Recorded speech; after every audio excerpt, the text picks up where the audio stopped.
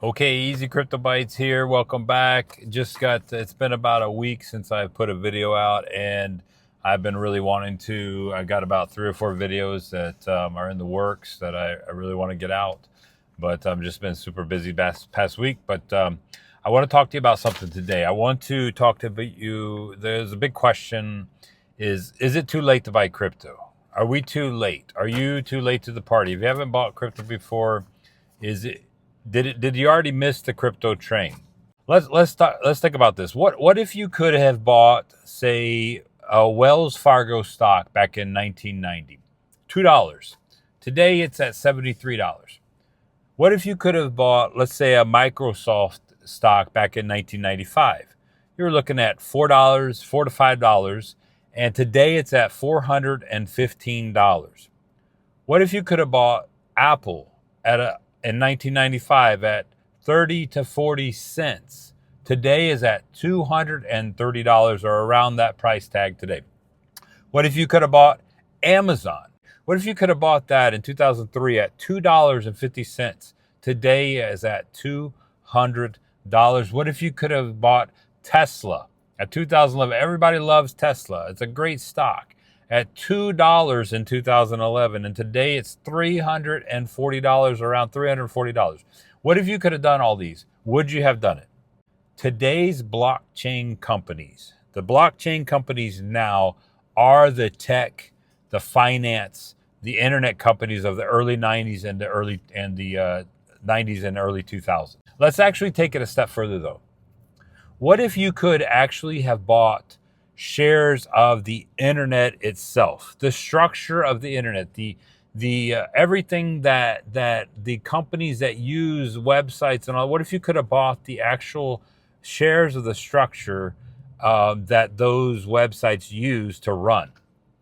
What if you could have bought actual shares of the system that the banks run on now, that have run on for the last decades, the SWIFT system, where they transfer money on, and that for international transfers and the money transfers that are done? What if you could actually have bought shares of that system? Would you have done it?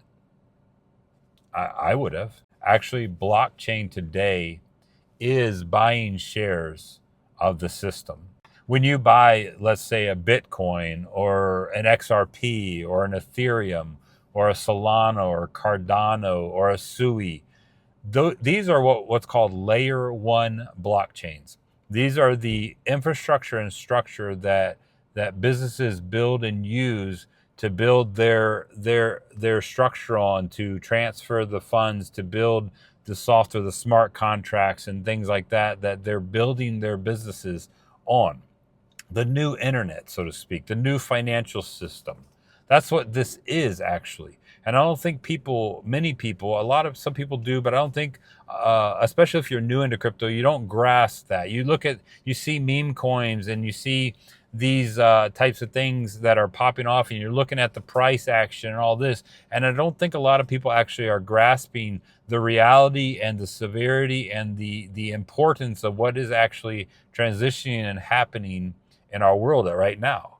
The entire system of the world is transitioning into a digital system. The entire system, everything is going onto the blockchain.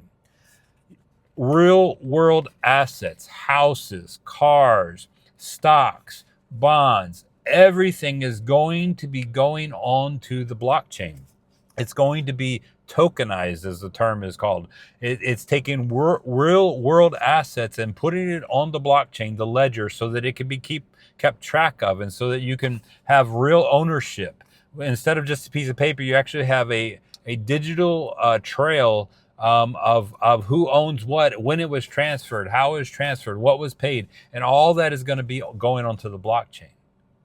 Real world values, everything's going to be valued onto the blockchain. It's all moving there. It's all going there.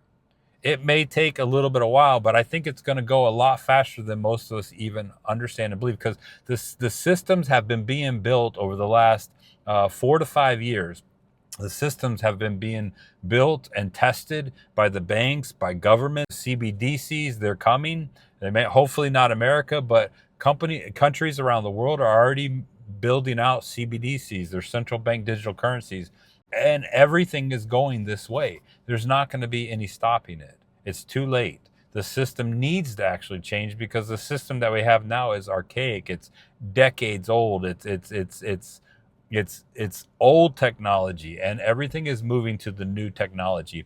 And we are living at a special time, a very important time, to where we can actually invest as individuals into the system.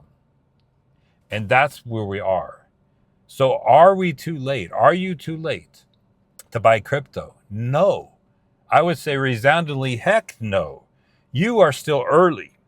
Even though people like me and other people have been in this since 2012, and we were like ridiculously early. And those who even before that, when Bitcoin around 2010, when Bitcoin was being tested and mined and it was in the pennies, and some people had the idea, but I don't think anybody really knew what was going on. There was only an idea. There was only this testing of would this even work? And we've showed over the last decade that this not only will work, it works better, it works faster. The technology has gotten better and faster, and this is actually happening. And you're in it. If you're watching this video, maybe you haven't bought any crypto, you are thinking about getting into it, get into it. This is not financial advice. But if I've told my kids, I've got my kids investing in this. I've got some of my family members that listen to me investing into this over the past 2 years. And as I will tell you, as I tell my own kids, as I tell my families, I tell my friends, and many of them haven't listened. Many of them haven't put anything into this. I tell you, this is the future. AI and blockchain are this disruptive technology of the future. And we don't even know what it's going to look like, and it's moving so fast. But you are still early.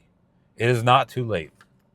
Under Trump, America is about to actually implement a Bitcoin reserve, a national Bitcoin reserve.